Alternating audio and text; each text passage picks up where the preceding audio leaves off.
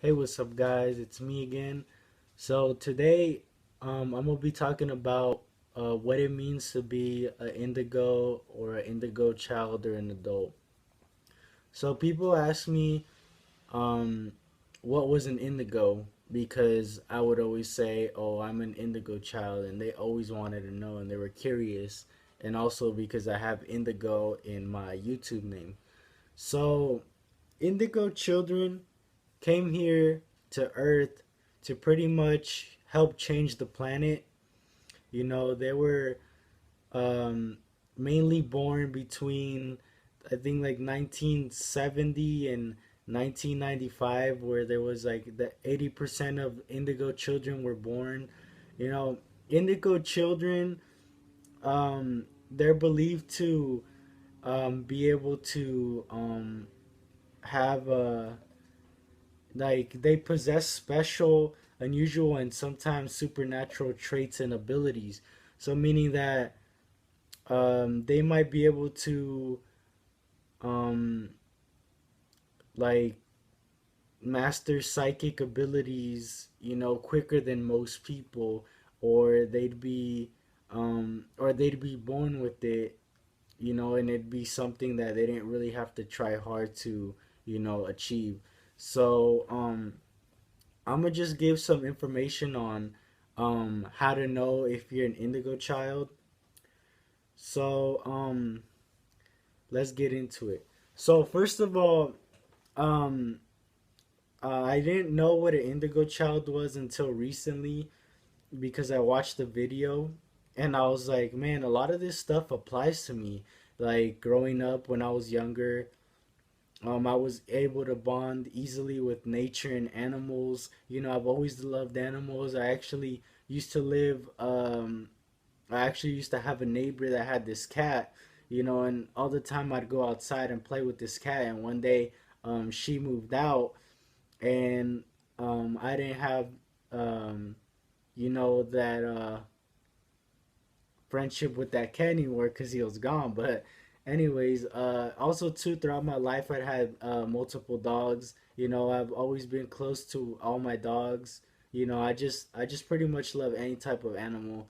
You know, um, Also too, growing up I was really bad in school. I never did homework. Yeah, believe it, I never did homework. Not even probably the last time I did homework was probably like, I don't know, man, in like third grade. I'd rather spend my time, going to the park, riding my bike, just being outside. I had interest in video games too, but I kind of preferred going outside. Like I would spend my days, at the park near my house where I used to live. Um, Also too, I'm very bad with authority. I used to get in trouble a lot in school too. I used to get suspended. I used to get referrals, all types of stuff, and even rebelled against my parents, like pretty much against anybody, any authority, police, anything, because I felt like I could do whatever I want because I felt like this. Why are these people trying to stop me from what I want to do in life? And they need to understand that I feel some type of way. I feel some type of way right now. Like indigos feel this like um, how to explain, like there's more to life than what they tell you. So you're kind of like the, I don't want to say the black sheep of the family, but kind of like you're different from everyone. I never really had deep connections with any friends. Like people were so different from me. People probably think I'm weird. And, I don't really care. Weird is just being authentic. If you're not being weird, you're pretty much not being yourself. People are so, caught up in this life trying to be other people when, deep down inside, they're like, oh man, how come I'm not happy? How come I'm, sad all the time, depressed? Well, it's because you're not being yourself. As soon as I started being myself all the time, I became so happier, and I stopped caring about what people thought about me. So let's get into this. So if you have um 11 to 13 of these traits, you're probably an indigo in training. If you possess 14 or more of these traits, you're probably an indigo. Just because you might not have these traits doesn't mean that you're not special. Everybody's special. You know, there's like light workers. Indigo children are also known as crystal children and, you know, rainbow and starseed children. So just because you're not an indigo, you might be something else. But just because you might not find what you're looking for doesn't mean that you're not special, because we all came to this planet for a purpose, was to, you know, um, seek self purpose in our lives. And like I said, just don't be afraid to be yourself, you know, and you'll always be happy. Always do what you love every day, and you'll always be happy. The universe will always take care of you no matter what you do, as long as you're happy. So, um, the first one is strong willed. Born in 1978 or later, headstrong, creative with an artistic flair for music, jewelry making, poetry, etc. Prone to addictions, an old soul as if they're 13 going on 43. Intuitive or psychic, possibly with a history of seeing angels or deceased people. An isolationist, either through aggressive acting out or through fragile introversion. Independent and proud, even if they are constantly asking you for money. Possess a deep desire to help the world in a big way.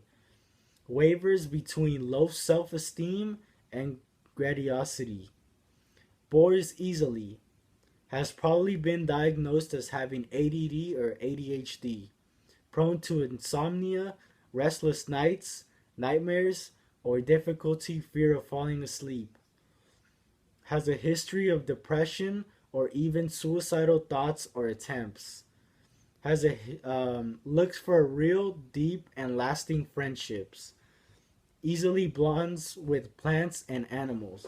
So, a lot of these things are me. I'm strong-willed, meaning like when I stick to something, I'm really gonna do it if it's something that, you know, that I really want. So for example, like being a vegan. Once I became a vegan, I stuck with it. You know, I was very strong willed. Same thing with, you know, pursuing this lifestyle of me finding who I was and being more spiritual. Also, too, I was born later than 1987. I've been prone to addictions. Like I've been addicted to biting my nails, junk food, even though I was unhealthy because of it. Just, you know, certain things that I was addicted to, like a lot of things that people are addicted to is like social media, you know, stuff like that. Um, old soul. I've always, you know, loved like what is it? Um, you know, like back then when they used to fight with swords and stuff like that. You know, I think it's the Middle Age. I don't know what the hell it's called, but you know, and stuff like that. I was always interested in Egypt. Egypt is like one of my, you know, favorite things in history. You know, Egypt, you know, was cool. You know, um, psychic ability or seeing angels or deceased people.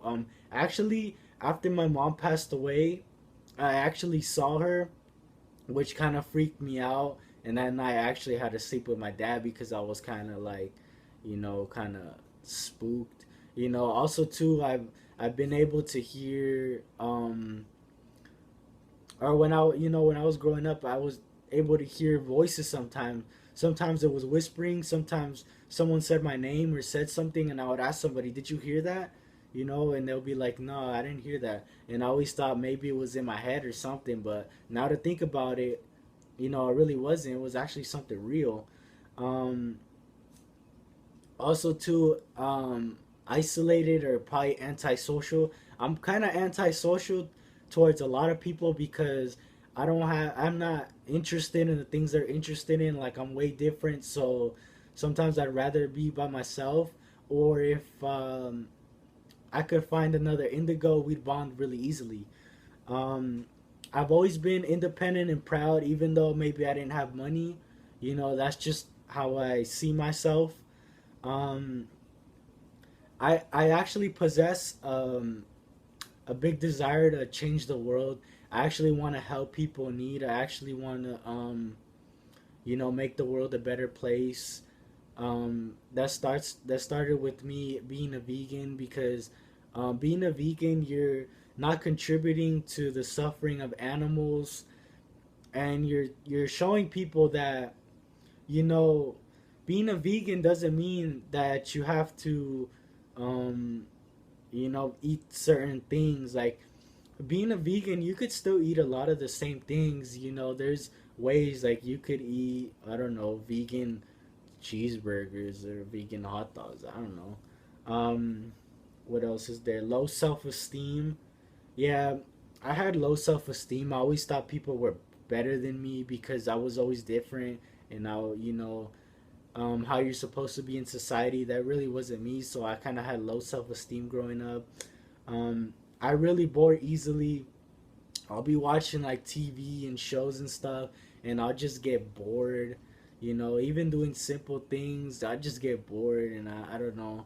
Um, ADD, I've always not been able to concentrate on stuff. The only time I could really concentrate is like if I'm meditating. That's pretty much the only time I could really concentrate.